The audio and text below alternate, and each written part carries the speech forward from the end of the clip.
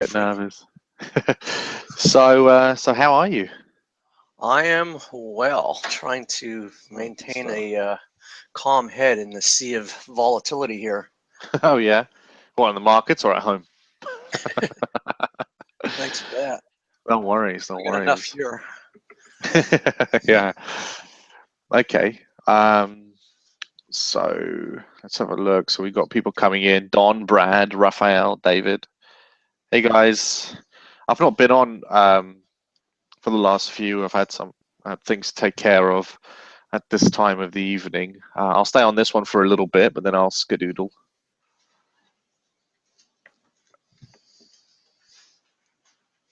And there should be no technical issues today. That's going to be a big statement, isn't it? Big statement there. I'll make sure of it.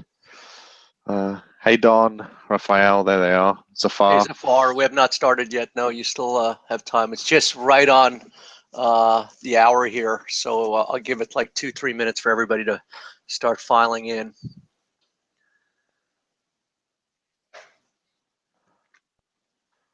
And I'm thinking about Yes. giving you guys a homework assignment for the weekend. So, remind me at the end to do that.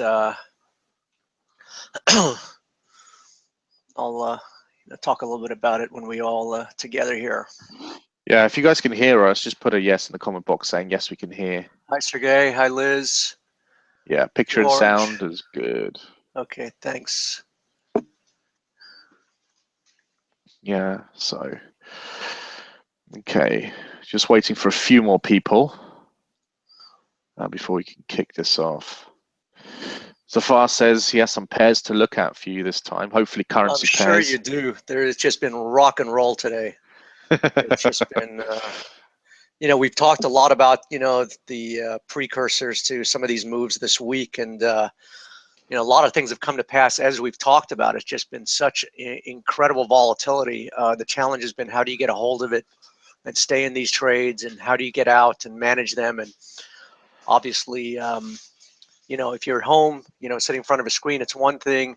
My objectives are to give people, more, a confidence in the trades for longer term setups that will extend. And these ranges are going 300-400 in a day and then snapping back, and within a half hour, if you don't hit your take profit, you're 180 pips behind the 8 ball. So we'll talk all about that.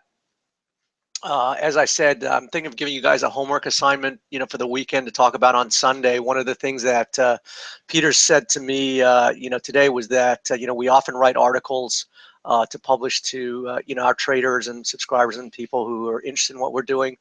And he said, Mark, I'd like you to, isolate one currency pair that you really like on a longer term time frame, that you think is going to put on a major move. So I think, I'm going to think about that over the weekend. And, I'm, based on what you guys have picked up from me and what you picked up, by the subscriptions you've had over time. I would like you guys to think about that. What would be the one trade, if you had to pick a trade, that you could see, extending for, any given time? And maybe what you should do is, draw that up on a chart and send it to me. And, I'll take a look at it. It's kind of like a homework assignment. And, we can talk about that next week. So just want to make sure that you guys are picking up, what I'm saying. And I think that that would be a good exercise for everybody, just for me to see if you're, picking up some of the cues that, I've been talking about. And then, I'm looking to learn from you also. So I think that that would be a good idea.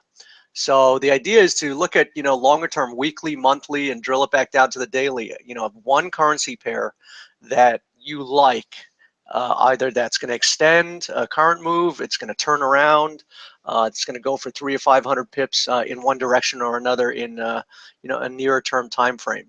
So we can talk about that on the weekend, but send that to me at mark@thepatterntrader.com, and I'll take a look at it and we can chat about that. So I think we're about three, maybe give it one more. Got one or two people still trickling in here. I'll give it one. Well, I think we can basically start it off. I don't know if you want to say anything, Peter, or you just Yeah. want me to. Yeah, no, I'll So go Don in asked, is the next session on Sunday or Monday? I think we're doing that on Sunday, aren't we, Peter? We're doing Sunday. it. Yes. Yeah, we've committed to doing 2 full-on weeks, giving you guys, maximum value, which includes, Sunday. So it is playoff Sunday in, the United States. So we'll keep that one short. And by virtue, Sunday's usually a, pretty quiet session because the markets won't have opened then. So I think whatever we wrap up with, we'll take a look at what happens tomorrow, and we'll pick it up on Sunday. And then you guys can tell me what trades you like going into next week also. So do you have something to say, Peter? Do you want to say Yeah. something? Okay, Yeah, go I've got ahead. something to say. Welcome, guys, to the final session of the week. It's Thursday night, and Thursday night here in the UK. And I just want to say thank you to Mark and thank you to everyone for coming on board and dealing with all of the technical issues that we've had as we're dealing with the software. I think we've been overloading it because we've been using it so much.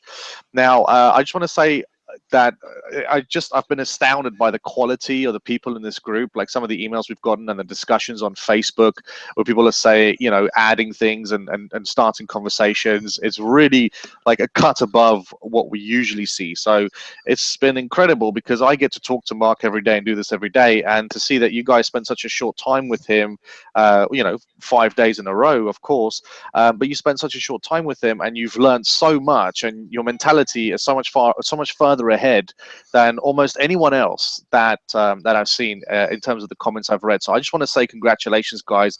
You really are heading in the right direction here, and I'm very proud of everybody, and including you, Mark. So I just wanted to put that bit of nostalgia in there. Thank you.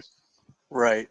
Thanks, Pete. Anything else, or do you want me to just get right into it? No, just go for it. That's all I've got. So, guys, I mean, my intention was, to have you crawl before you walk, kind of, learn to surf, on the beach, with the little waves. Versus being towed out into the huge waves in Hawaii, like you see some of these guys that are surfing these massive 50-foot walls. And so kind of that's the metaphor. It's the only thing I can think about. It's kind of in the shower today, kind of thinking about the markets and thinking about this initial group. And we didn't even have a chance to really get going and talk about a lot of things. And all of a sudden we're dealing with market conditions and volatility that we haven't seen in months and years. So in a way, I think it's been great. But there may be some concepts that are a little bit elusive and whatnot. But again, it's been a challenge for me to try and navigate through this and explain it. Again, this is like I know how to be towed down into those waves and surf those waves because I've been doing it. But I was thinking about you guys. Where I just wanted to start you on the beach, and all of a sudden I'm towing you into the 50 feet swells out there.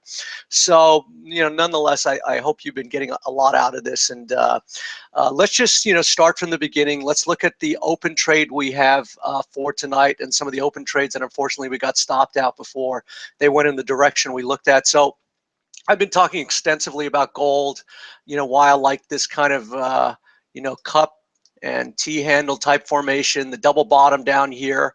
And I think I said to you even yesterday that I thought that today we would get very much into yesterday's range, that I was looking to put the stop kind of way outside where, it wouldn't get hit.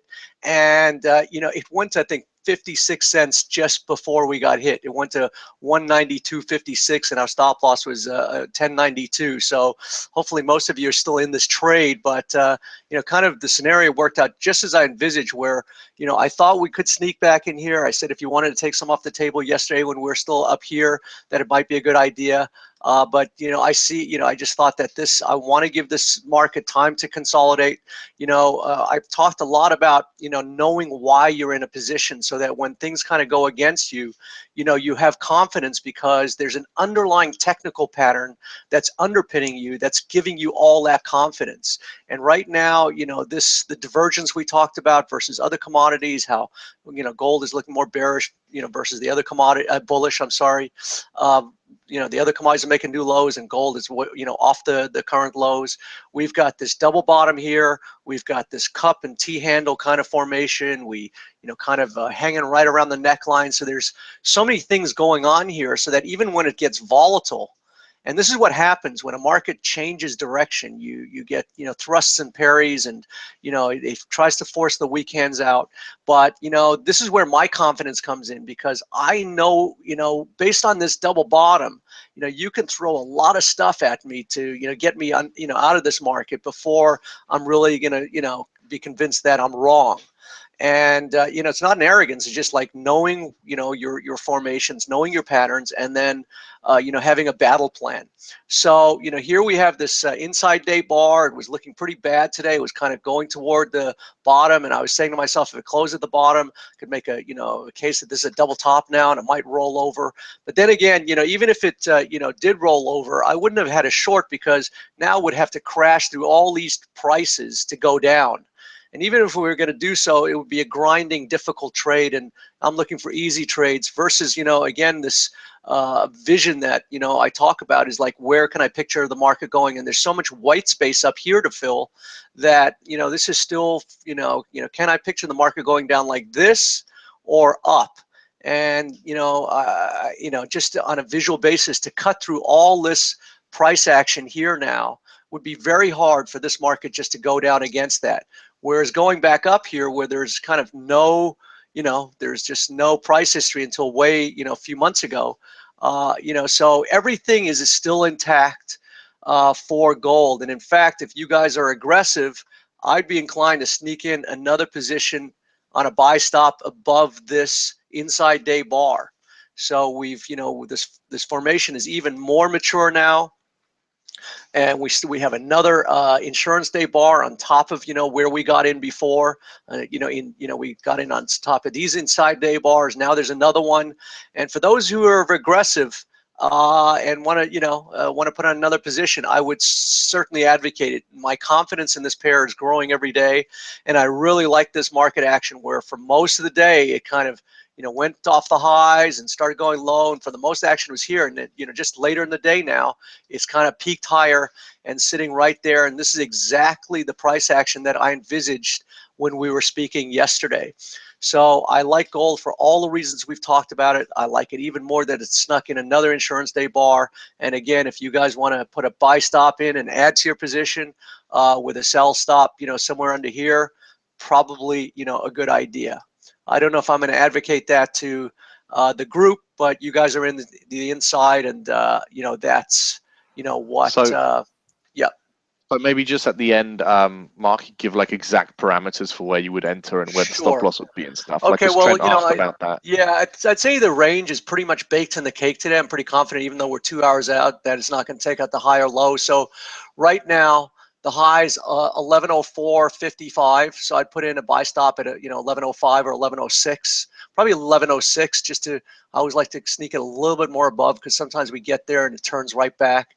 So I'd put a buy stop at 1106. The low's been 1092.45. So I think, again, 1092 would be a good stop there. So again, you know, if you know, keep your, you know, risk sizes low, it's you know, 14 you know, dollars or 140 pips. But again, you know, equate it to 0.5%, and whether the risk is 140 pips or 70 pips or 240 pips, if you're risking 0.5%, it's always going to be 0.5% risk. And hopefully you guys understand that. The difficulty I've had with some of these trades that I'm looking at is that sometimes you know, I'd like to take, you know, a risk 180 or 240 pips, and again, equate it to, you know, 0.5% risk. But not everybody understands that. And sometimes I send out these emails with a 75 pip risk, and I get a lot of blowback, a lot of emails saying, hey, I can't, you know, risk that much. And they still don't understand that pip size and lot, you know, lot sizing and percentage, you know, sizing is not the same thing. And hopefully you guys, you know, are getting more familiar with how to do your lot sizes and equate it to a you know, specific, you know, allocation of your account, whether it be 0.5%, 1%, you know, whatever your comfort level is. So that's gold. Let's look at the two other trades that we looked at last night. Unfortunately, we were stopped out, and then they headed right in the direction that, you know, we talked about, and that's just part and parcel of the volatility that we're getting here. So we had this buy stop in the Swiss franc, and one stopped us out. This is the dollar Swiss now on a daily chart. It went up all the way above here, but you can see this is what's happening. You're getting these huge intraday ranges, and then it's, you know, well off the, you know, highs or lows of the day. So that's Mark, been the enormous challenge here. Yep. What would you say to the people who are still in this trade who didn't get stopped out? Huh. What? Let me revise. What was my stop yesterday? Because I thought it was like 10014. I don't know, but I know Sergey is still in this trade. Because it went to all the Liz way is still to in. it went to 111.80. Yeah, So it Don went says to he's in with some brokers, but some brokers stopped him out. So, yeah, Zafar says 10011. was my That was stop? a Because I stop. thought, okay, so all right, so then I guess so. So sometimes I try and equate what I'm seeing to where most people are, and so that's great. So if you're in there, you have an incremental profit. We got in at what, 54 or something like that, 58, and it's at 73, and it went much higher. And I still see this thing, okay, I don't like to see that settle back this far. But again, in my mind, if I draw this thing, I can't see this thing going down now. So it may kind of muddle around here. It hit a pocket of resistance. And I would say I would peel off probably half your trade if you've still got it. And I'm going to, obviously put in my open management. I'm going to assume that people are still in it in the open management section today. Yeah, well, I thought some people are, some people aren't, because I got stopped out. I know you got on one of your accounts, but yes, um so I don't know how to play yeah, that, but HP didn't get stopped out. Trent, did you okay. get stopped out? There's a lot of people still in this. I wonder if Okay. we should maybe I'll open it up on the Facebook group to ask people there I too. thought maybe I put it, in a different place, but okay, so that's great. And so I would, it's like very murky here. It didn't hold. I'd be inclined to wait for another inside day bar, some other consolidation to get long this pair again. So if you're still in it, I would probably, at least get rid of half your position and take a look and and put the other half. You could just put, I'd say, 30 pips from here, from the unchanged level to give it some room if you want. Um, but I was assumed everybody was out. So let me just get to the next trade then. So, again, this is what's happening in the markets. Even, the trades that are good, they're bouncing in every, side of the range and then back again. So I'm trying to identify things that I can give you guys a lot of confidence and whatnot. And in doing so, I've missed a lot of moves, admittedly, for you guys. I've been trying to, emphasize caution over opportunity. And there was actually a lot of opportunity this week. So here was another trade. We got stopped out on a dime here. The exact stop that I, mentioned for you guys at 221.03. It hit it on a dime. And, saying to Peter, today, I don't know if I'm so smart or the smartest, whatever. But anyhow, this is going to happen. It's part of the cost of doing business, only to see it go the other way. And you can see now it's settled back in the middle, just large ranges cutting both ways. And that's the challenge: A, how to get into a trade, and B, how to hold it, and C, how to identify the right take profit. And when you have these 300-400 pip ranges, you have to balance the risk with the opportunity, and that's what I've been trying to do. And I think I've been more focused on the risk, and I think I've left some opportunity on the table. And I think part of the value of what I'm trying to impart to you guys, and over time you're gonna get, is that we talked a lot about certain pairs that I thought had certainly topped. Right here where we had this key reversal day in the direction of the trend. I said, I had, thought it would go a little higher, but I wasn't confident it wouldn't blow back in my face. And that's exactly what I did. And then, the day before in yesterday's session, we had this key reversal, and we said, and I talked about it. I said, now this market is over. Whatever this uptrend was, this size reversal, and I use the term key reversal, quite loosely, in all of my emails. This down here is a key reversal. There can be some key reversals that are smaller, but this is a key reversal. This is a market mover key reversal, just as this, where when you have these sizable ranges, obviously the more sizable the range, the more impact and more meaning it's going to have on that market. And so unfortunately, as I said, where do we get in? Do we put a sell limit somewhere up here, which is just a guess where the market's going to stop? Or if I put a buy stop, a sell stop here, it's likely to take you in, then go back up. You're going to have to withstand a lot of heat, and then before it pulls back. And I think, I would, if going forward, when you do identify these things, I always want to be a part of this thing.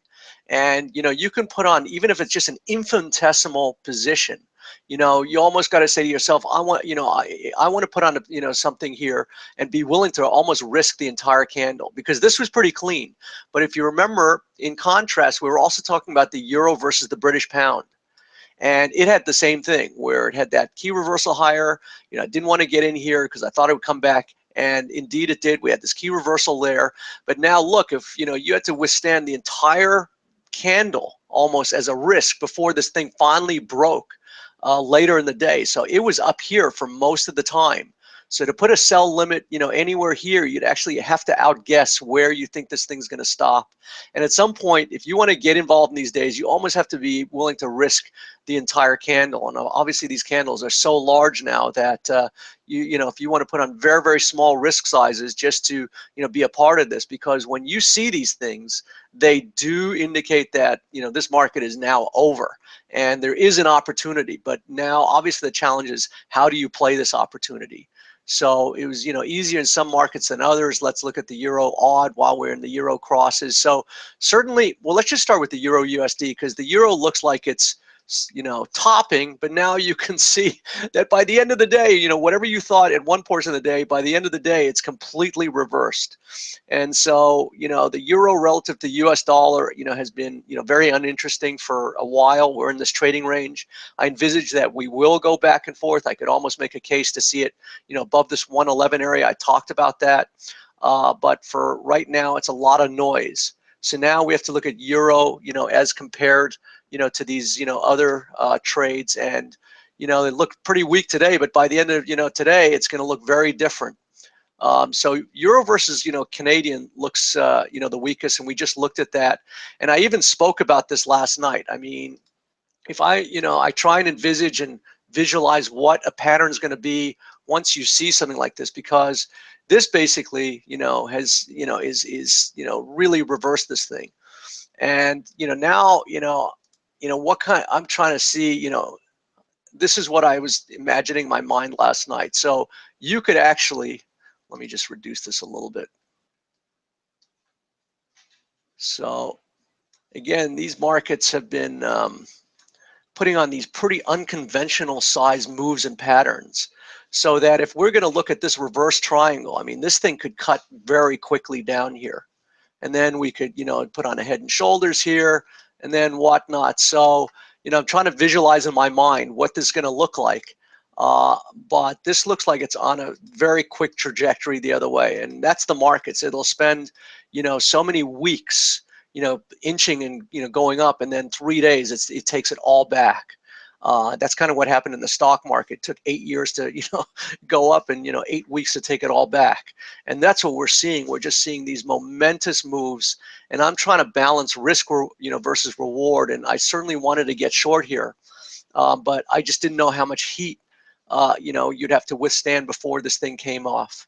And, these things are just doing complete U-turns, going from one direction to the other very, very quickly. And frankly, I like those things. And if you know how to manage them and what to look for, you can, but it does take some experience and some, steely nerves because of the size of the ranges. So I'm just trying to, again, focus on, where to get in, on the best opportunities like gold, where you build from low volatility, and get out at high volatility, versus trying to get in at high volatility areas. And I don't know if that statement was apparent to everybody. So what I mean by low volatility is, this is what I like to do. I like to get in at low volatility when no one's looking at a market, and get out when the market's, really ranging, where you have 2 or 3 days where it just thrusts. You get out, hand the rest off to the other people. And, so I like to quietly get in at these periods and get out when the market's, expanding. Versus the other way, where you have these huge ranges, and now you're trying to figure out, okay, where's the best place to get in, how to get out, and so to speak. So here's a kind of a divergence with that, where you've just got these huge ranges. In the last 10 days, probably 8 of the 10 days have been 300 pip ranges, and this is the euro versus the Australian dollar here. So I see this thing turning. But again, the patterns are so unconventional. So, when you look at a chart like this, and we talked about it where I saw the descending wedge here, and I'm kind of going all over the place with you guys today. I realize that it's just because so much is going on, and I'm trying to maybe express too many concepts at the same time. So a lot of these patterns are pretty unconventional where, we talked about the first pattern here being a descending wedge. And then we, saw this kind of inverted head and shoulders on the other side. So you see one pattern emerge, then you see another, and now you cut up here, and now you don't know what this is relative to, what we're looking at. Versus if you look at, let's say just a normal commodity pair like an Australian dollar, US dollar. This is what typical markets look like, where we can see this double bottom here, we can see a double top here, it kind of traverses back and forth. But in contrast, a lot of these more exotic markets, Euro AUD, Euro New Zealand, you just got these giant moves from one level to the other, and you have to kind of see the pattern within the pattern, and then they reverse just as quick as they thrust out of them. So it makes it a little bit more difficult to catch. And so that's why I kind of like going to the larger time frames to see what's going on a weekly basis and even a monthly basis. And that's if I'm a little bit confused, I try and bring it back here. And frankly, when I look at the monthly, it doesn't easy. You could make a case that for anything at this point. Is this an interim move? Is this going to roll back over?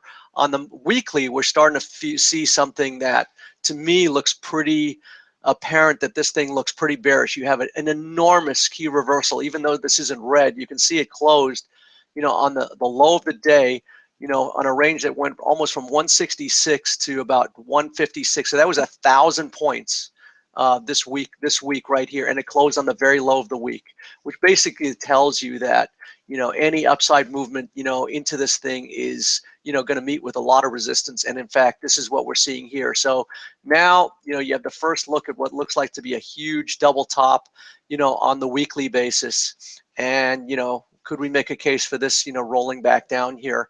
And on the dailies, it's I think it's this thing is signaled a reversal. We had a couple of earlier reversal things, so I would be looking to go short here, but I would be looking for a better signal where I can get in where the risk reward is on my side. Hopefully we'll get an inside day bar here or some other thing that when it starts slowing down, we can get in at a more comfortable risk. So just by virtue of this explanation, I'm going to eliminate this for today on the Euro AUD pair. So a lot of action today in the dollar yen also. I'm not going in sequence here. You kind of had a reversal off the bottom in the dollar versus the yen. We talked a lot about this weekly situation where this is put on a head and shoulders top, if you will. And now the challenge, or where I kind of get a little bit things get a little bit difficult for me, is because when I see the primary trend, this head and shoulders, this primary pattern, which looks ostensibly like a bear pattern, it really hasn't been confirmed until it crossed this. Let me change this real quick. It needed it, and it got exactly to this neckline. And it's amazing how these markets get to critical areas and then they find a way to put a dagger in the sand. And so now we haven't finished the week. We still have tomorrow. We have to see where this candle, closes. But if we get this weekly reversal, it could put a short-term, dagger in the sand for the yen pairs, where the yen goes a little bit weaker, and the other, pairs that have been very weak, go stronger. So we could have a little counter trend move, in the yen pairs. But this is where I kind of get into a conflict situation where I see the longer term situation going up problematic, but we have the short-term support. So again, I look at these longer term time frames. I'm giving you tools to be cognizant of, and then you'll be able to make some decisions, on your own going forward. But this is kind of just, I want to give you a perspective on the yen before I show you some other yen cross pairs. So, we're sitting right at this neckline. I don't, I mean, it could, go all the way back to, who knows, 100, 200 pips, up here to 119, 120, and still, honor the integrity of this, head and shoulders pattern, and then we might, have to thrust down. So it could come out of here, and then we could, see a nice short opportunity, and then wait for it to come back here.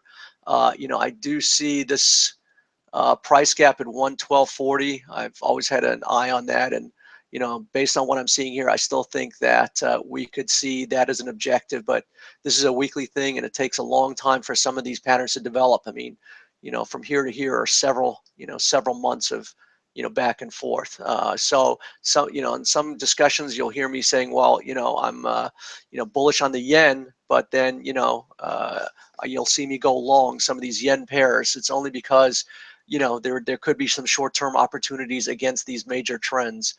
One of those thrusts, which we talked about, was Canadian dollar, Japanese yen, where I said yesterday I thought that it had bottomed. When you see these key reversals, either at the top or the bottom, these are places where if you're short, you want to get out, and if you're real super aggressive, you can take a taste at the the upside. And the question is, is it going to come back in your face like this guy did, or will it continue? How far will it continue? When you've got a straight down wall like this, it's you need to build away. We've talked about that concept. You need to put more distance away before it shoots. But this, these markets are just shooting from one direction to the other. So it probably wouldn't surprise me if we put on another big thing to this area here and then fell back. But hard to catch these things. But when you get these spikes and the daggers in the sand, they are often very meaningful. And it's like, how long will this contain this downside for? Is yet to be seen. Nothing that I really see that I would do here. I would have, gone long, on a break above here. But again, I didn't know how much into this candle it would go. And by extension, I'm looking at the same trade on the pound yen tonight. I would like to give it as a trade, but I just don't know what the risk is, because you have these two shots. You have this kind of reversal, even though it didn't close, in the blue, it still closed at the high end of the bar relative to the high and low at a meaningful end of this significant range. And you had the same situation here, where you probe the low, close on the high. And so I think these two are going to put a short-term stake in the ground where you could get a nice move to 170, 200, 300 pips out of here. But I don't know what the risk reward is. I don't know if it goes down 80 or 100 pips, just consolidates these lows again and then shoots up. But I can tell you that for the moment being, this is probably bottomed.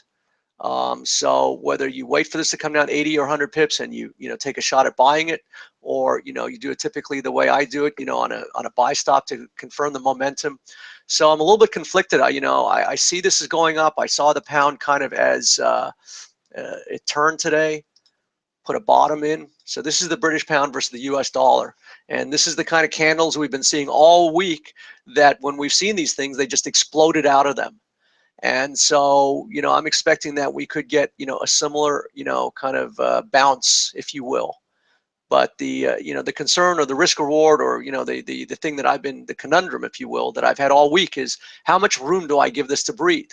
This is just the first time it's reversed. So it's got to do a lot more work, to see some upside. So the potential actually is if, this thing starts dropping, is to buy it lower. But, how much lower, I can't say. But I just want to, have you guys attentive to some of these, key areas. And, it looks like we've seen a short or even a long-term bottom in the pound versus the US dollar here. So I think we'll get a spike from this area, and it's just how do we play this here? And my inclination is to, play these things when I see them. You'll get a 60 or 80 pip, move out of this thing. If you want to just grab a hold of it, that's fine.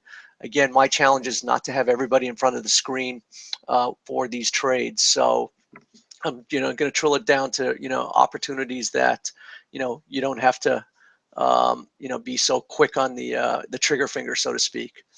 Are there any, some of you said there's some charts that you guys want to look at. There's not a lot that I'm looking at in terms of an opportunity today. I've actually eliminated just about everything because, we're, just sitting in the middle of these things. You've had huge snapbacks. I mean, we looked at the pound versus the Canadian. I'm really unhappy that I didn't, get this. I mean, we were talking about this as a short trade last night, where we had a key reversal here. You had another one here. You've had a triple top. You have a double bottom. And everything was in place for me to take this trade. I just didn't know how much I had to risk, into this space in order to get on this trade. And in hindsight, that's the beauty of these pending stops. You put it there and the market just puts it in when it's ready to go. And when it slices through, it just puts you in and cuts through. And so, I really give myself a D grade from, staying out of this thing. But again, I'm trying to really balance the risk versus reward for you guys. And hope you can see that there. Are there any questions, that you have thus far? I know I've been, it sounds like a pretty rambling thing, just because I think I've been overwhelmed by the market environment and how much I want to point out to you guys, at the same time. So I'm not sure if some of these things are, clear.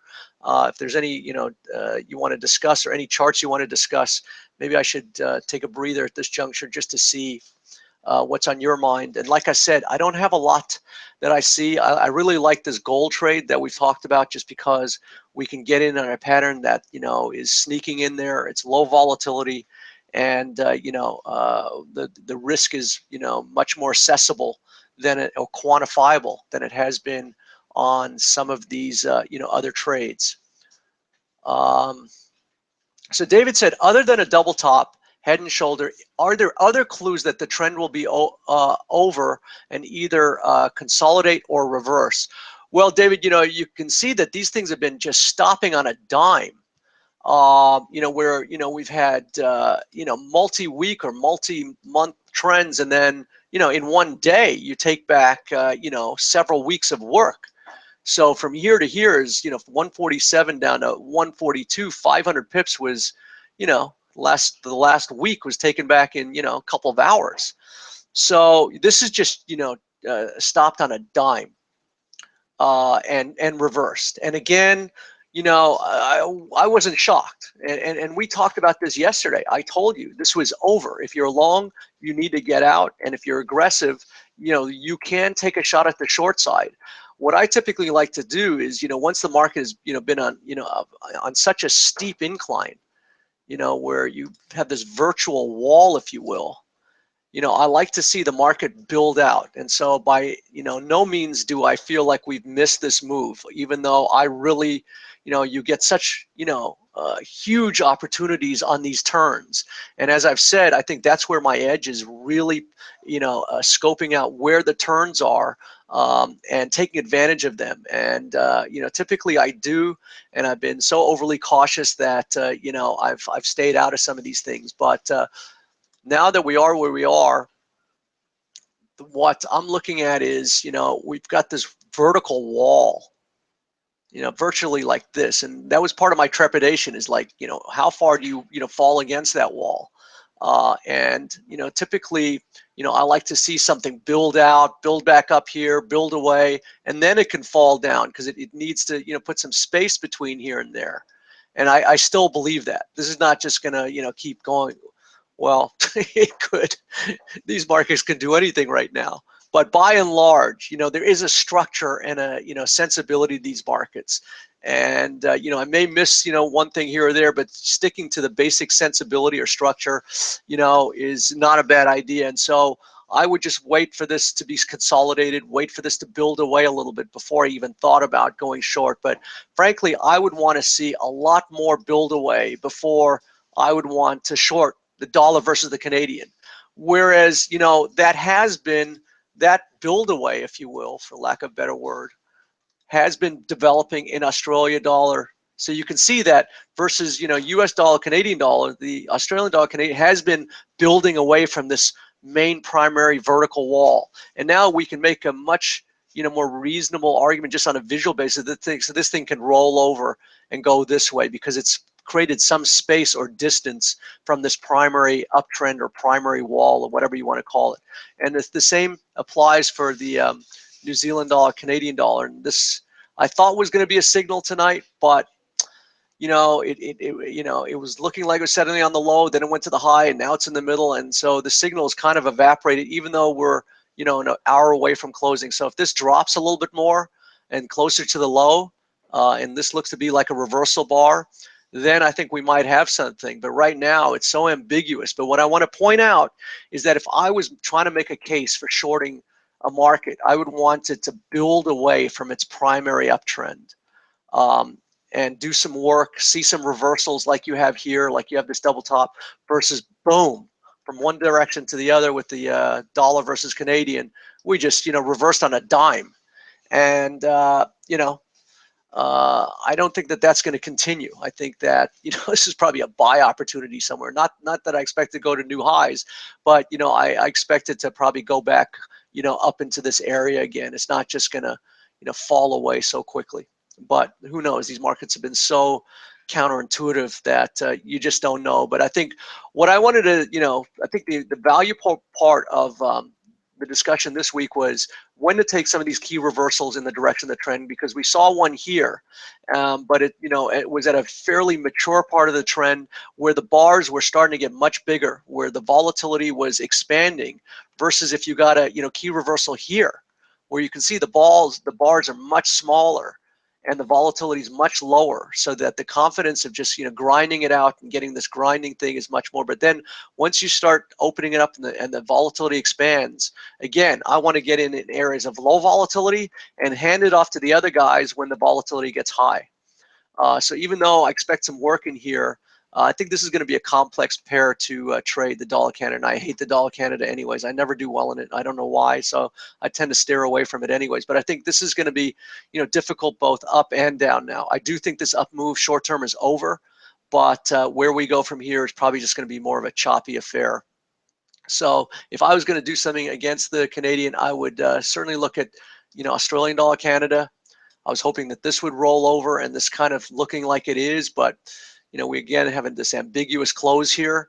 If we look at on a, and I was kind of looking at these. I don't want to give away what my thinking is, because I want to see what your thinking is for your homework assignment as to which would be long-term trends or something. So I'm not going to talk extensively about this pair and what my thinking is, but again, I just want to share with you the concept. If I'm going to, short against a primary trend, the more consolidation, the more work it does sideways, the more confidence I'm going to have that it can now fall away. Something like the Euro odd was here, where you had this primary uptrend here and it extended for many more days than this chart shows. Let me just expand this so we can see what I'm talking about here. So here you had this, again, it was this bigger uptrend. So this was your primary uptrend here. In order for this thing to fall away, you had some reversals here. But again, like I said, to go, to fall directly against this huge wall, to my mind, markets just don't do that. They need time to build away. And this took like a series of 2 or 3 months to put all this price action before it could fall away from this uptrend and fall down here. And so that's kind of visually, structurally what I look for, in an ideal market condition, where you can see an elongated pattern that gives you a confidence that it's mature, it's done a lot of work, so that when it breaks, you can get in it and ride it and stay in it for days and weeks and months. And that's ideally what I look for. It doesn't happen all the time, but notwithstanding that, there's just been enormous opportunities this week, and you can take advantage of them. These key reversals always mean something. You can see here and over here and over here that when these things happen, you can take advantage of them. You just got to be, Johnny on the trigger and be very attentive to, because they can snap back very quickly. But, we saw multi-hundred pip moves out of these things this week, and I'm just, Trent, I'll talk about that in a minute. He asked what the homework assignment was for this week. I'll reiterate that at the end. So Brad said he lost audio. Can you all hear me okay? So Zafar wanted to look at New Zealand, Australian dollar. Do I even have that on this radar? I don't. I have New Zealand dollar, euro. And again, it's been a murky pattern. You had a descending wedge here. You had a double bottom here. I played both of those successfully now. And now you're back into the chop. And, now it's difficult. Now, I don't like playing when you have something here because it's hard for me to visualize this thing going down through all this price stuff, and it's hard for me to visualize this thing going back up. I'd actually like to see if so this thing I think is going to be difficult from here on out, and you've just got to be very opportunistic. So when I saw the double bottom here and then I saw the key reversal here, we played this for 300 pips. Similarly, these kind of reversals you could play for 200 or 300 pips, but you've got to be in and out and pretty quick. And with these kind of pairs, you just got to pick your spots pretty carefully. And hopefully, I'm giving you the tools to be able to do that eventually, on your own. Okay, so anybody else other than? Yeah, let's. I'll have a look at. Let's see. So you did Euro NZD. So NZD AUD. Safar asked. I don't have that on my trading screen. I can program it. I can quickly go and get it, I suppose. And XLD USD. Wow, these are things I never heard of. Yeah. What's XLD?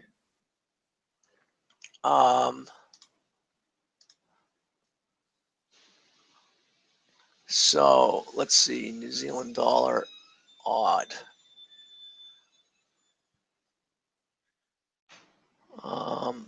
Is this even giving it to me? It's not giving it to me. It's not on my instrument panel here. So it's not there. So I'm sorry about that. And neither is XLD. So for the most part, let's just keep to the less exotic pairs because they're they've been pretty wild and woolly. So like I said, I really don't see a lot. I see gold tonight as a good trade.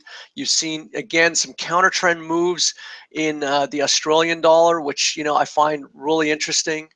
I think that the euro odd looks like a very interesting pair on the downside because, like everything's kind of changed as the session has matured. I want to kind of look at it. This is what I was kind of looking at. Sorry, when I changed this to a bigger screen, it really confuses it. So I apologize for that. So this is the Euro Australian. Let's break it apart and look at the Euro because I was looking at this.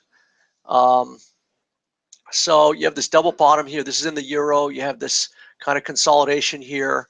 And it looks like this bar right here in the Euro, this main bar, I don't know if anyone can see this key reversal in the middle of this range. It's probably going to underpin this thing. And my suspicion is we get a little weakness in the dollar and we see the Euro kind of going up from here. It hasn't been borne out yet, but that's just in my water right now. And same for the Australian. I was looking at that today, and unfortunately, the dimensions I was looking at don't look the same for me right now as they do for you, just because I can't change the resizing without resizing this whole window. But you had this double bottom here and this whole formation, which looks like you could be bottoming in the Australian dollar, kind of curiously. Again, I'm going to have to resize this thing. We have this double bottom here. It did kind of break that pattern, but we've kind of found support right at that area, and now it's turning around very strongly, on this key reversal. So I'm kind of attentive to this because I'm seeing that the dollar looks like it could be turning here. We have this huge key reversal today on the daily. So the dollar's been in a sustained uptrend, and for the first time, we're seeing some cracks in the armor, the U.S. dollar index here on the upside. And again, I don't know how much to interpret this. It's just a one-day event. And you can see on the weekly that we're looking like we're going to snap back into the range here. So, and this is pretty typical for how markets behave. So we had, this is the dollar index weekly, and we don't usually follow this, but just by way of instruction. So we've had this ascending wedge triangle building for a long time. We kind of broke out over the highs of that. And typically when these things break out for the first time, you usually do get a snapback. So wouldn't surprise me to see it get back into this white space for some period of time before it looks like this. So if that's the case, and we really have to pay at these reversals at the top and bottom of channels. So you see these reversals indiscriminately in the middle of ranges and whatnot, but when they come at the, does everyone understand at the top or the bottom of the channel where you have some kind of movement in one direction, and then right at the top, or the bottom, you have either a key reversal there or a key reversal here, like we've had, in many currency pairs this week. So in CAD yen, we had the key reversal on the upside. Looks like pound dollar, we've got the key reversal on the upside on at the bottom of this major channel. Where the pound dollar's been going down incessantly for the last month from 150 to 140, and then all of a sudden we get one of these things. Now we've got this weekly reversal in the dollar index. Now, again, we still have to, go through tomorrow, and if it, closes back in the middle, it could change the whole shape of this thing. So can't really make a full conclusion about the weekly candle yet until it closes tomorrow. But it looks like there's some headwinds all of a sudden that are showing up in the dollar.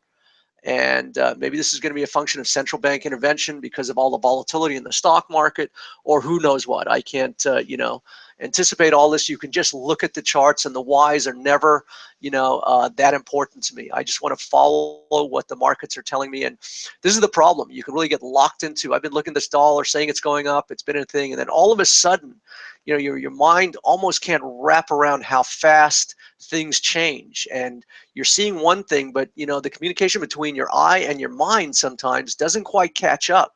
And that's the interesting thing in the markets, and that's why most people really get swiveled around very quickly, because they think they're seeing it one way, and then all of a sudden everything changes, and you can just see how fast everything has changed. In a host of pairs this week. Dollar CAD was in a profound uptrend. This is a weekly thing. It's turned on a dime here, and this is now a weekly bar, and looking like this is going to put a huge overhang or cloud on this currency pair, on any forward progress on the upside for quite some time, if not it being over. So this is monthly, and again just been a prolific uptrend. So we've just we've been changing on a dime here, and now it looks like we're starting to get some weakness in the dollar, which has been corroborated on these dailies now. Look at this huge, so here was the reversal last night. We could have shorted it, but an hour later it's back in our face, and it's basically unchanged for the day after going through enormous volatility. But I think here's the top and bottom of the Euro USD. 107.5 to 108 looks like the bottom, and I suspect we're going to get above 111 in Euro USD. I've thought that for a while, and I still do. And based on this dollar index behavior, it seems like we could get some weakness in this dollar. So now we have to figure out which pair looks the best. And right now, I think we can get an opportunity in this pound dollar. It's the first. It's been down the weakest. And if we let's just take a look at the correlation here. So you can see euro versus pound is weaker, even though the euro went stronger today. The relative correlation is now changing. So I think that there is an opportunity in this pound versus US dollar. And the question is, do we want to try and get in tomorrow on a thrust, make 50, 80 pips, or do we wait for this thing to consolidate a little bit? And it seems like waiting in this market hasn't been the way to go, because these things are just cutting such huge swaths right away. But my whole thing is to try and balance the risk versus reward, and how I communicate it to the mainstream. You guys are in the inside, and we're having an intensive discussion here, but it's way more difficult to try and explain this or communicate these kind of trades on a more mainstream. That's my challenge. But you can look at the pound US dollar as an opportunity, and just how you play it. I mean, I'd like this thing to get back into this range quite a bit. So we're 142.40 right now. I'd love to see this thing 100 pips lower and look at buying it down there, knowing that your risk is probably this low. But again, you don't have to get in on the first one. The likelihood is Although a lot of these things, you've seen the turn and the continuation very quickly. So I don't even want to say that anymore. You've had this giant wall, and typically markets just don't go right up against that wall. I explained to you the situation to me. I like something to build out slowly and then turn if it's going to turn, like gold is doing now. So you guys can look at this, maybe put some small lots and test out some strategies on pound versus US dollar. But I think pretty much you're going to see 50, 100, 150 pips to the upside in the next day or two from current levels in pound US dollar. So while we're on this thing, I'm seeing some subtle changes in the complexion of the US dollar versus where it's been for the last several months. We're seeing a nice bottom at the old lows in Australian dollar. You see this double bottom. We violated it, but frankly, I like to see this thing. So now you've got these wars, of these patterns down here and then these patterns up here, and does it fight it out in the middle, and who wins the battle? And this is where it kind of gets very complex, and you have to be very opportunistic about where and how you get in these trades. So again, I don't really have great trades for you tonight just because of where these markets have been, the huge ranges. My thing is to wait for them, wait for the market to come to you. Don't chase it. I'm very frustrated I didn't catch a lot of these thrusts, but you can't let that, get to you. You've got to maintain your discipline and wait for the market to come to you. Focus on your trade, focus on what you like. And, if we make 200 or 300 pips in this, and it takes me a week instead of overnight, that's just going to have to be the way it is. But at least I feel comfortable about this trade. I can defend it. I can understand where my risk is, where, these other charts are like a kid with a crayon right now. And, it's all over the place. And, it's just a guess where to assess your risk. And unfortunately, we got stopped out in some trades last night, and I was right. Just because it's just very hard to lock it in right now with the kind of trades and environment we're in. And by the way, I love this environment. You can make a lot of money in here, and I love volatility. So the oil market, this is the first inkling. You've got some bottom going on here. So again, let's see. Anything else you guys want to talk about? Any charts, any ideas, any questions you have about analysis? I'm looking for a trade tonight. I kind of, want to do this pound yen long. I just don't know how to, explain it or understand where the risk is. Because I think we're going to get, even if it just shoots the 170 out of here, that's 300 pips from here. But I just, again, don't know what my risk is in this trade. So I drill it down to the 8-hour and whatnot, and we've got nice double bottom forming again in this pound yen. So on a shorter term time frame, I do drill it down where there's some internal confusion. I want to corroborate my analysis. So I'm looking. So this is basically what I would look for and where I would assess my risk. This is a 2-hour time frame on pound versus yen. And I'd like to expand it, but it just gets, okay, so let me expand it because it doesn't change what I'm trying to explain here. So now what I'm trying to do is, I think there's an opportunity, but we don't have a real, mature market here. It's bouncing from one level to the other. So now I'm saying to myself, if I get in this trade, where's my risk? And this is how I see this market if I was going to draw it out. So here's your first resistance point, and the market's probably not going to go there right away. You've got this long-term thing here, and you're going to get resistance probably cut right quick here, and then you could get this sell-off. So this is a 2-hour of the pound versus yen, just if I wasn't clear. So what I would like to see is you have this double bottom that I think by definition is a bottom.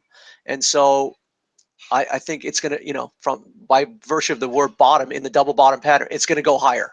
Now it's how do you play this thing? And I'm giving you some short-term strategies here. So I would like to see something like this where you almost look like you have an inverted head and shoulders here, where you have this left shoulder, you have the inverted head. And so I could see the risk coming all the way back here, where basically you get something like this, where you sneak back into these lows. So now that's 150 pips from here. So, I want to get long this thing. And my challenge is, how do I explain to everyone to take 150 pip risk, all the emails coming in and all that. So this may or may not, I may or may not do this tonight, but if you guys want to, start playing around with some of these trades, put on smaller lot sizes, if you think you have, a grasp on what I'm saying, and you agree that I think we've put a short-term bottom here, both on a daily and an intraday basis, there may be a way to get a handle on this thing and, get, 100 or 200 pips as it thrusts out of here. But it's, probably not likely going to be easy. So this is what I could see happening, where this market moves back to somewhere near these lows here, maybe not all the way to the 166 from 167.40.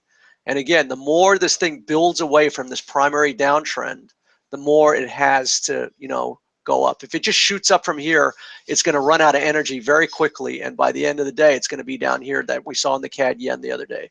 So the more energy that we spend building away from this primary downtrend, the more room you leave for this market to go, up and up further.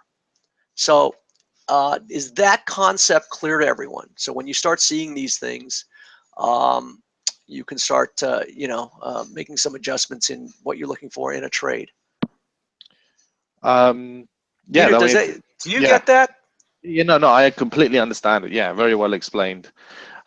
So Zafar wants you to look at euro yen as well as an analysis. Sure. As we're waiting for people to come in with the comments. Sure. So again, we've got this whole contrary thing going on here. Let's kind of take a look at the weekly, because I'm still pretty bearish on the weekly basis. And in fact, again, when I look at these, kind of give you a little bit better view. So this is my conundrum in the yen pairs right now. I'm long-term bearish, but short-term now bullish by virtue of these reversals. So Mark, if you can make that a little smaller, that chart, because it's hard to see with these thick bars. It's fine. It's fine with the littler ones. It is? Okay, that's yeah, what it's fine I didn't know. I kind of, okay, that's better to guide. That's better for you, Peter? Yeah, because I guess when I blow it up, maybe it is. I'm sorry, again, this isn't my software, and when I expand it, it changes dimensions, and so I can actually expand this a little bit. Is this scaling better for you, Peter? Is this? Yeah, that's much better. Yeah. Well, let me do this, and I think Put that it'll on be even mic. better. Yes. Is this better? Yeah, okay. Absolutely. So here's what's going on, in my mind right now, and a bit of a tug of war in my own mind. And this is where it kind of gets difficult in a trader, and you get confused and you put in positions, and then I can, make cases for both sides of this thing. And that's kind of dangerous for me, because this is what I see long-term. Here's what I see as a long-term head and shoulders pattern.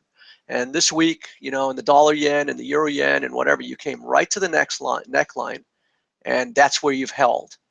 How long is this going to hold? Don't know. Is there a short-term opportunity, a counter trend thing, where I see the euro going up, and even if the yen pairs hold steady in here, the crosses are going to go higher. So if euro goes higher and yen does nothing but goes sideways and just consolidates this, the yen pairs will go higher. Like the pound yen will go higher, the euro yen will go higher. For how long? I don't know.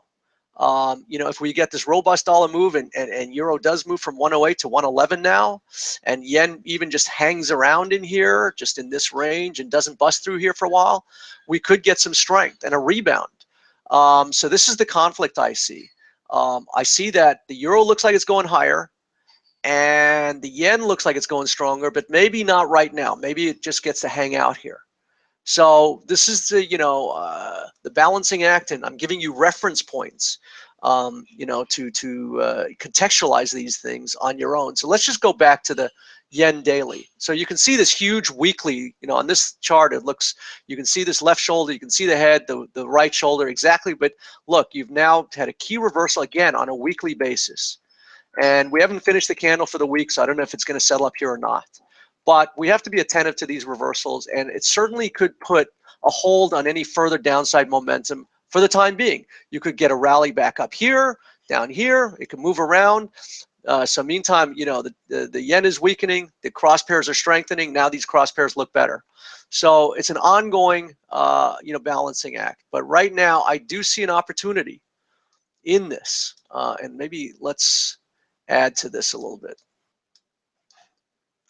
And we've talked about taking some reversal, in the Swiss yen earlier this week, the Canadian yen. I saw that there was an ample opportunity where these things were going to start, turning around. And it looks like we have an opportunity here too. And sometimes you just got to really simplify it. And I think I've been making it too complex in my mind. When you see these reversals, by definition, they're very meaningful. And, you can play them.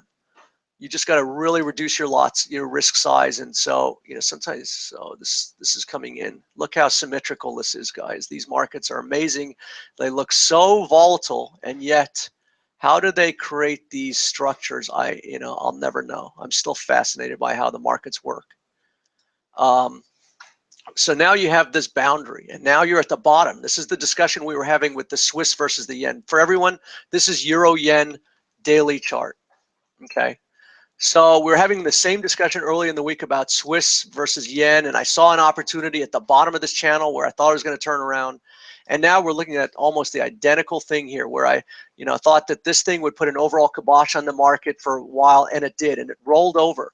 But now these two guys, and if we're just going to simplify it and say, we're going to really pay attention to reversals, then it looks like there's an opportunity for this to go back here at least. What do you guys think? And we built away from this primary downtrend. We've created now energy for this thing to turn. And this looks like a really good trade. And while I'm talking to you, I think this will be a trade tonight. Mark, it's really good you said that, because I said what? No. When you were talking about it's already built away, and it's got energy for the upside on the daily chart, because when you asked the question earlier, you said, "Is it clear to everyone what that means when you talk about it building away?" And Raphael said it's not entirely clear to him. He would just like you to spend a little bit more time on him. And we had a couple of people also talk about just explaining briefly, maybe spending 3-4 minutes on that. When I'm talking about building away, so when you see a wall, okay, that looks like this, a wall of prices that just goes straight down, the market typically doesn't just go straight up against this wall like that. That's not, you've seen it in US, Canada today and some other things. You've seen some extreme moves. But typically, this has been a downtrend. You can see that systematically it's going down, that, the onus is on the bulls to prove this the other way. But when you have a wall like this that goes straight down, if you're going to turn this around, I want to see you build away from this wall. And the more you build, the more, you can now go up, against the other side. You can kind of go, but it doesn't just go this way, that way. That's not what typically markets do. So this now has built away from this vertical wall, this down. Let me just kind of maybe do it on the other side so you can see what I'm, so let's just put this thing here. So you can see this thing just came straight down, bang, bang, bang. And now you don't just typically go right back up that way. The markets don't work that way. But now you've kind of built this way. You've built some energy. You've stored some energy. And now if you're trying to make a case for this thing turning around, you've got room for it to turn around because it's not smashed up against this wall here. Does that make sense? Even this extreme move, even though it was a fake move right here, it was extreme. But look how long it had to take to turn this thing around. It had to build away from the extreme wall to build that thing around. Same thing here. Fell down, but in order to go up, you kind of had to go this way in order to go back up that way. So Trent says like coiled energy. Coiled energy, kind of, what I say, yeah. Now sometimes, look, you like today, there's a lot of extremes. You kind of had an extreme here, although this isn't as vertical. I mean, you can see the slope of this angle is a little bit different than the slope of this angle. I mean, this is straight down. You can see this is somewhat of a more thing, but it was extreme. It went from kind of one extreme to the other without building much and whatnot. But there again, we can, look at our analysis, see the boundary. We could have, seen this. See, I look at either a key reversal or a inside day bar at the top or the bottom of a channel. So this is a channel. So this would, I would have looked to get long here on a buy stop. The same thing here. You have, this is an uptrend. Now you have some, inside day bars. You have several of them. You have a short thing. You have a reversal bar here. So these are what I look for at the bottom or the top of a channel. When you're in the middle here, it's, this is a key reversal and it failed. You could have put your buy stop here and you probably got stopped out. I like to see 2 in the same area. So now you've filled that criteria, 1 and 2. So now you've got this double bottom and key reversal, and most people would say, to stay away from a trade like this. This is kind of where I feel I see things early and I like to get in early. And that's why I'm kind of upset I missed all these, recent trades. But most people say, it's like you can't do something until it's confirmed. Even if you think this is a double bottom, you probably should wait until the confirmation above the neckline, which is, somewhere up here, not too far away. But, I kind of feel this is where I can get in at, before everyone else does. And it'll put me in, and then, I can figure it out after that. It'll, at least what these do is they give you kind of a free look at the market. I mean, because the range is so big now, free is a kind of, you have to put like kind of in quotes, because you have to risk, you might have to risk that much for it to go back that. But when I say free look, I think the bottom has kind of been put in for the moment in this pair to yeah. So would you reduce your risk a little bit on this trade because of what the monthly Absolutely. chart looks like? Well, only because the range is so big. And now the question is, how do I assess my risk? Do I put a buy stop here, and it's closing right thing, and then it could go, 80, 100 pips down here. It'd mean nothing. And then turn like, and that's what's been happening to, intraday. We've been, stopped out. And so, I try and, do what I did with the pound yen and maybe reduce it to a shorter time frame to see, okay, how can, I see this thing playing out and where's my stop? So this is a 4 hour, 2 hour. Let's go back to 4 hour. Okay, so let me drill this down. The difficulty is I want to get it. I'll get into these trades. I'll take the shot because, I kind of know what I'm looking at and why I'm looking at it, and I'm willing to take certain risk and whatnot. But so that the challenge for me is, how do I assess the risk? I thought I assessed the risk pretty well on these other trades last night. Unfortunately, we got stopped down in that, pound New Zealand on the dime, and it went 300 pips the other way. So, I have absolute confidence in what I'm looking at. I just don't know where, and that's part of this game, is it shakes you out. So you've kind of got this reverse triangle going on. This is a 2 hour, by the way, of the euro versus the yen. And now I'm trying to whittle it down to try and see, where, is it likely that this, so it's almost kind of a, reverse wedge here, although, it is a double bottom. You've got this double bottom here, so maybe I'm overcomplicating it. Even though you've got a bottom in different things, it is somewhat of a double bottom. So I think the risk is, but that's 200 pips from where we are now. From here to here is 200 pips. So now the question is, how do I get in this trade? I think again, the first level of resistance looks to be right here, about 60 pips higher. We might get up here and then bump around a little bit before it does something like this. And so, what do I do right here? Do I put the risk, and I think I would be inclined even just to put a risk, right under the 2 hour bar, right at here, take a shot, even though it's close. But I could see it going all the way back here. And given all the noise, it probably will. I know I'll probably get stopped out. I think you probably got to look at almost like an inverted head and shoulders, where you almost got to give it back to about there, which is about 100 pips from here. Play it safe. I mean, you could say, hey, I'm going to put it right under the 2 hour bar, but you've got so much noise and volatility that my inkling is, you'll still get a shakeout here before it gets going, or not.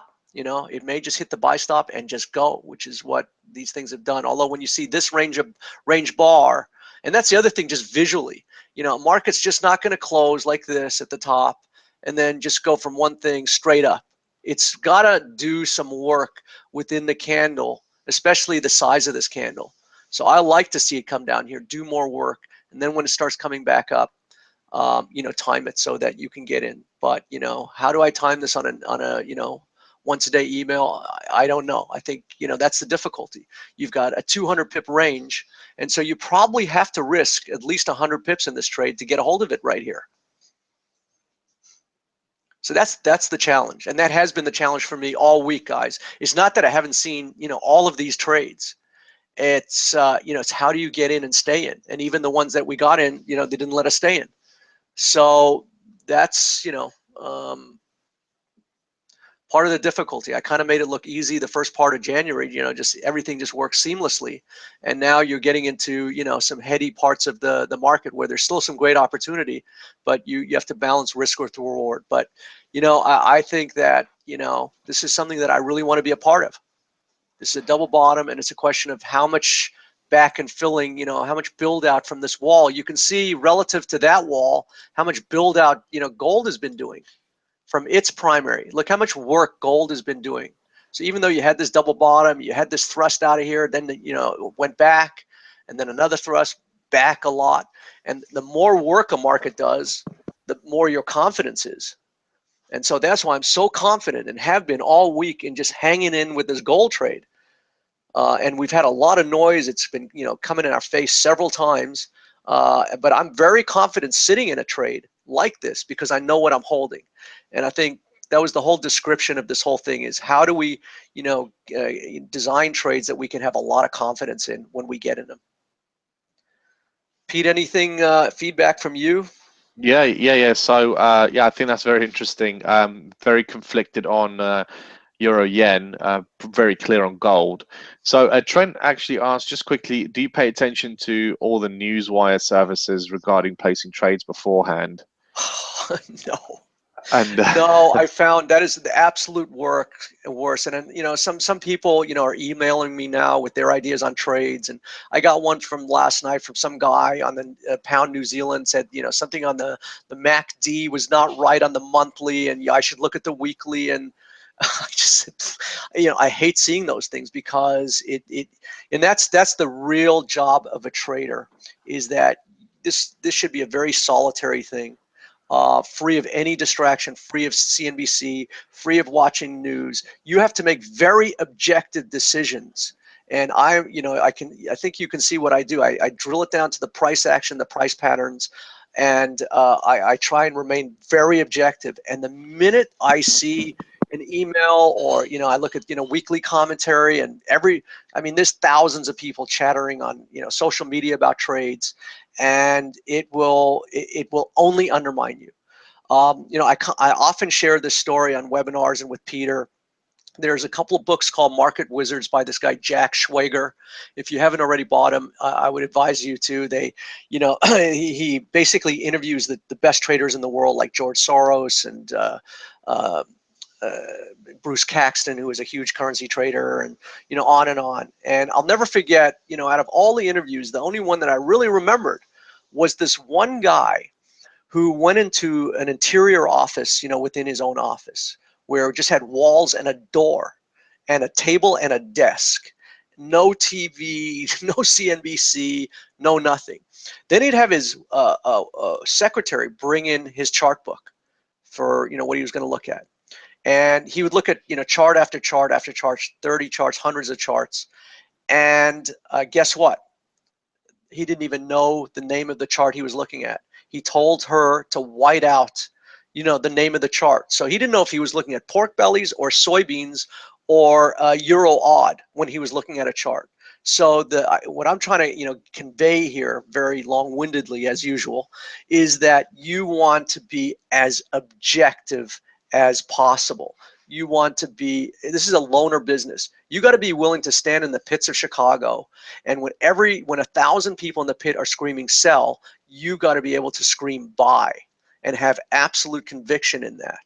And that's what trading's all about. And that's where most people go wrong. They're buffeted by emotions and conflicts and opinions and whatnot. So whether you stick with me or somebody else, the danger is when you start flipping from system to system, you don't understand what you're looking for or why you're looking for it. It looks like the next shiny object.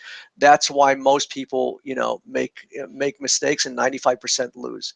You have to be cold, emotionless, practical, do the work that we're doing every day, drill down the best trades, have conviction about them.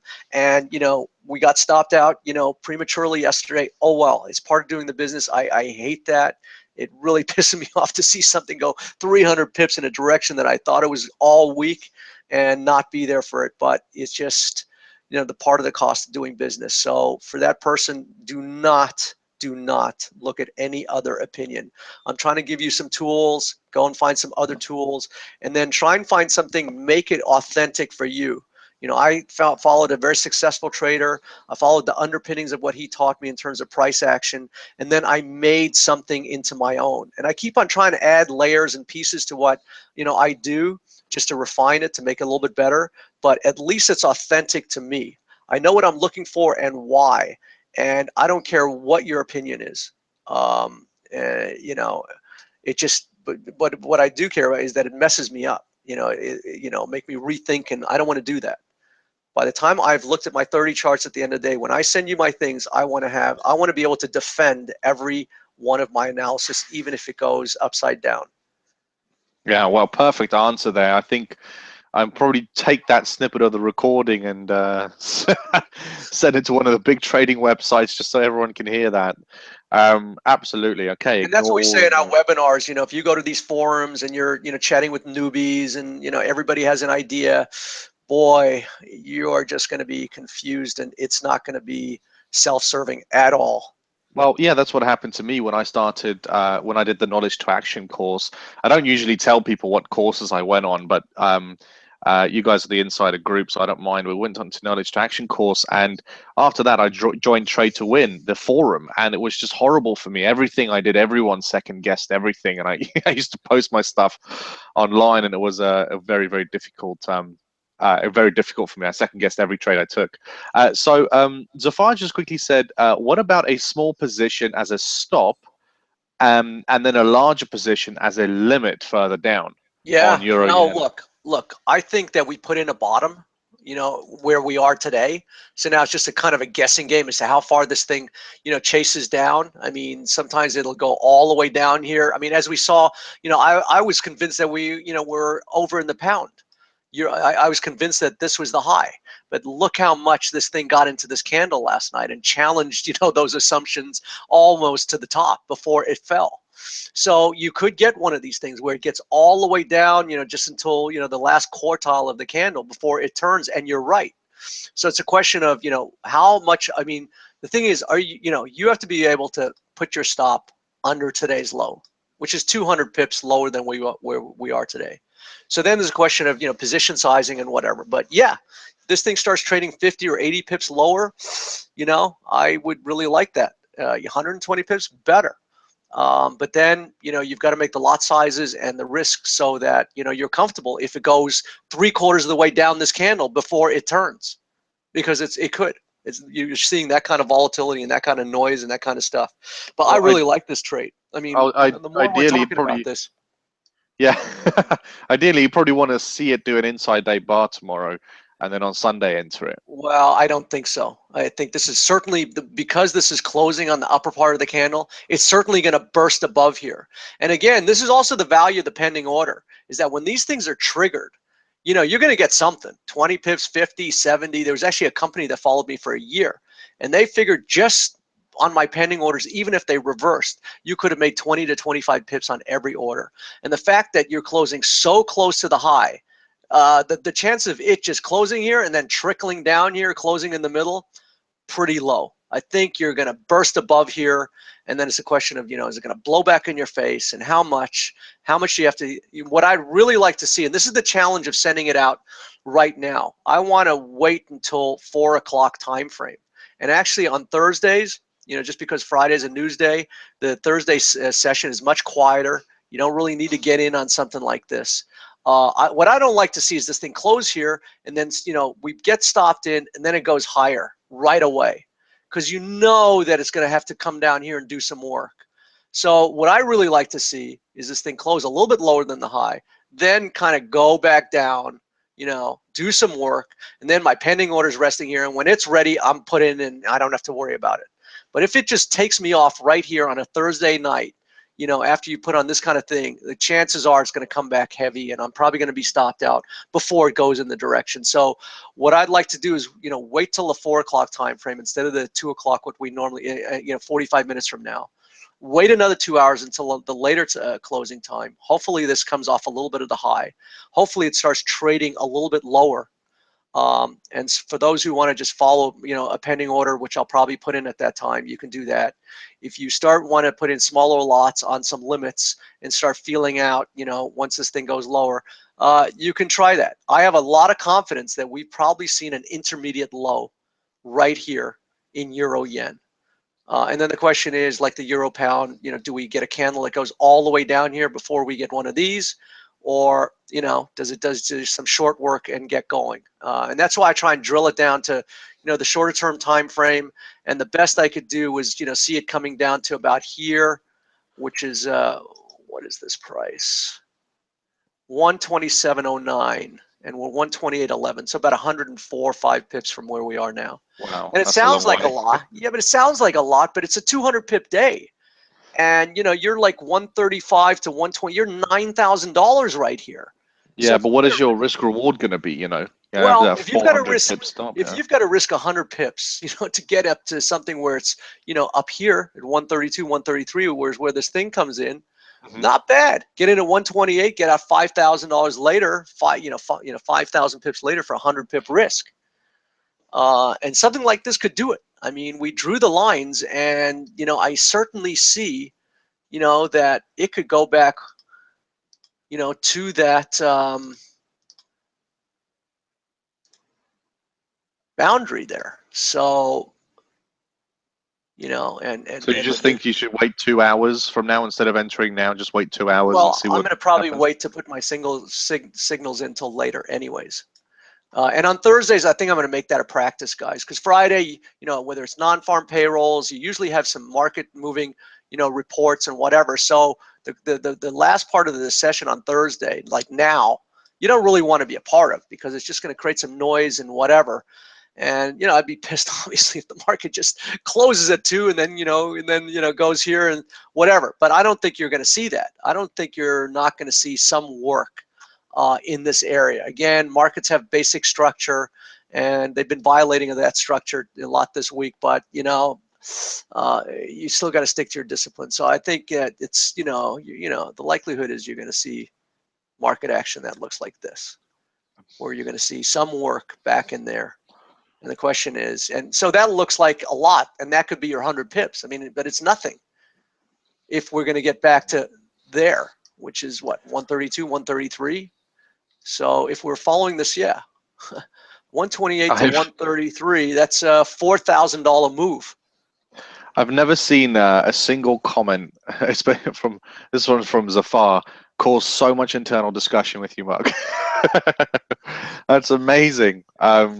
Zafar to spot that and to come out and well, we've been talking about a lot of concepts, the build out, the reversals, when to get in, when to, get into market. Most people, not, tell you not to get into a downtrend like this. And this is actually where I make all my money.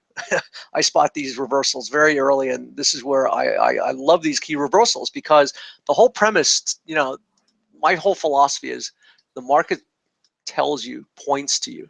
It's pointing. These guys are like 2 fingers up in the air, like pointing, to the sky. Yeah, can you guys see that? Can you guys see it pointing? That's pretty cool, actually. So Trent said, with the dollar gaining at the moment, wouldn't that put pressure on gold? The dollar's losing. Well, the dollar's gained, and then it's starting to lose now. But it's gained so much. So with the dollar gaining at the moment, wouldn't that put pressure on gold coming off now? I try not to overthink these things. I know there are certain correlations. Somebody, showed me an odd yen chart versus the stock indexes. They try to show me a correlation between odd yen and the S&P. And Wow. I couldn't see it. But anyhow, there are these correlations. There are financial asset correlations. And, in the short term, I can only look at things very objectively. And on every objective thing, and I've overanalyzed gold 100 times, and it's come flying back in our face, so many times this week. And I've rethought it even today when it was fading. I was saying, is this an inside day bar, and is this a double bottom, and can I see this thing rolling down? And like I said to you guys, even if this was a double top, and even if I can't make a case, again, I do this visualization where I draw this thing coming down. And I'm not saying it couldn't, but now it's got to cut through all of this price. And markets just don't do that. They don't just cut through it. It could fall here like GBB CAD. It did cut through, but it's got a lot of noise here. And again, this is literally at the bottom of the channel still. So you really haven't built up a lot of energy. We've come down here and we're still sitting at the bottom of this. This is 1190. We're still $100 lower. So this isn't really the energy I'd be looking for. I was trying to make a case. At some point when this was coming off, I saw this as maybe a double top up here. But my conviction said just stick in it, stay, wait till the close. That's what you do. That's why the close is so important to me. And now it looks great. And so I'm not going to overthink it. I mean, yeah, do we have an obstruction thing here? We have obstruction here. We have some things going on where it could just go up and reverse. I saw some 8-hour problems on gold. But in terms of correlations, it's hard. I mean, if you look at the 8-hour, you had this huge reversal here, which is a obstruction bar. Is this going to be clean? I don't know. I just got to the 4-hour chart, that one, not the 8-hour. That's 4. You're right. So yeah, look, you've got these two double tops here, which make it a little bit tricky for me. And I saw that earlier today, and I was wondering if I should just send out an email just to get out, because I saw this. And that's kind of been the thing with gold for me all week, is that just sticking with this thing. And I said, look, I knew it was going to come back today. I told you yesterday, if you want to take some off the table, that I know is probably going to go even below our entry. So some people say, well, why don't you just go to break even and whatnot? But you've got these two reversals here. Again, this is not the daily. That I do see that there is an overhang here. It is a problem, but I'm just going to stick with it for now. Probably raise our stop loss maybe, but or leave it at 1092. And we would lose 40 pips on this trade. We got into 1096. It wouldn't be the end of the world. But if it got up to here, and we weren't in, that would be upsetting to me. And so I have to look very objectively. I'm still kind of focusing on this double bottom, this cup and T handle thing. Like I said, I didn't like this immediately, because I like to see certain reversals under here to prop this up to go higher. I don't really see that in this until this one. So it's look, you could play it either way. You guys want to hop out, you're welcome to. I'm going to stick with it with a 40 pip risk, and if I get stopped out, that's just part of the deal. I'm not going to be, a lot of this is just probing. And you're not going to be right, and you're not going to be right away. You might have to come back into the euro yen a couple times before you catch this turnaround, and that's part of the the beauty and the challenge of the markets. They don't make it easy. So that's basically it for now.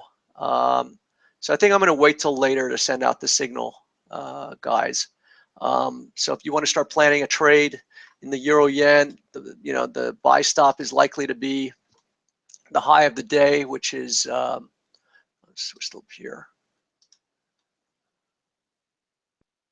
High of the day is still about 128.19, so we're right there.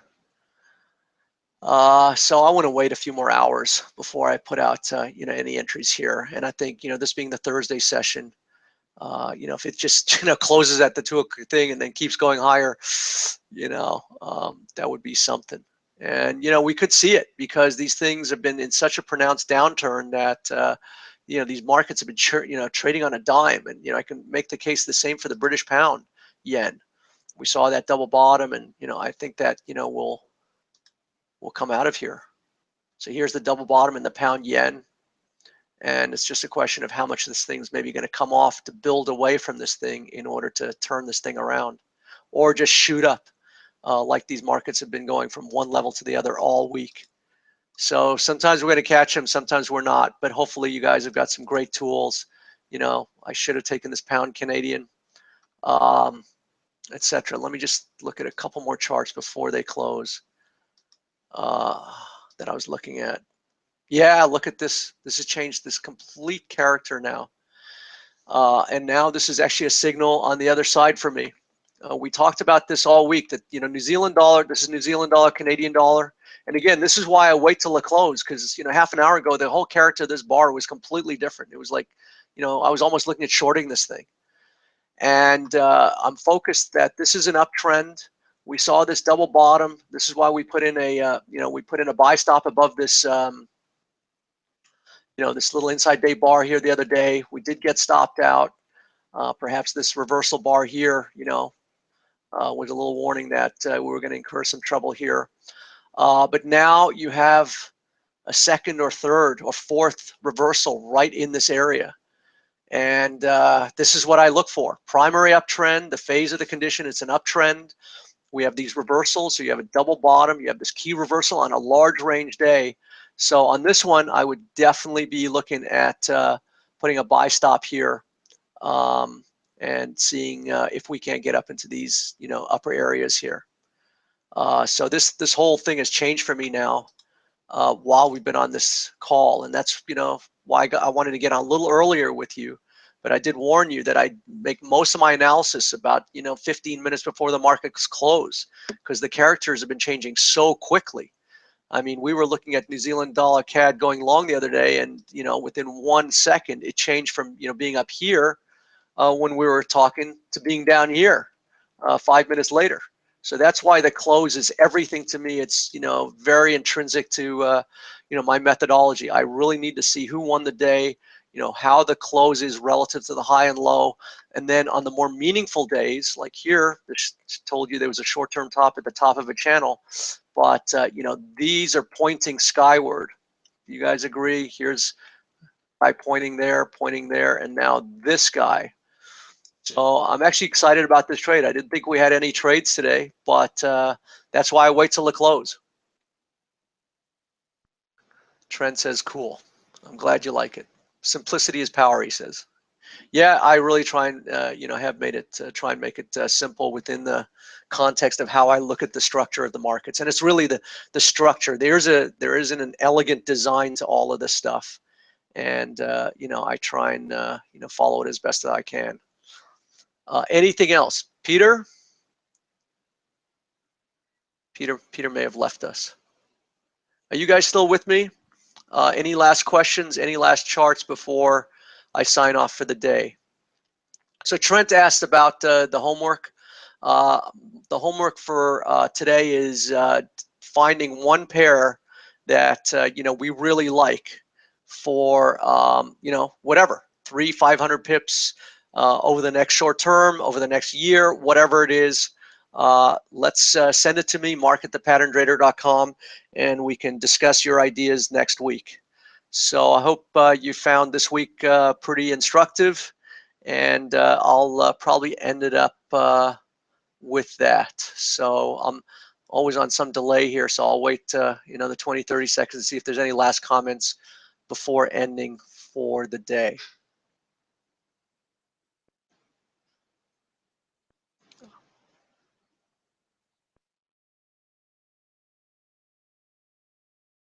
All right, then, that looks to be a wrap for this session. I think it was very instructive for everybody, including myself. Thank you again for attending, and have a great weekend, and we'll see you on Sunday at this time. Bye-bye now. You're welcome, everybody. Welcome, HP. Bye-bye now.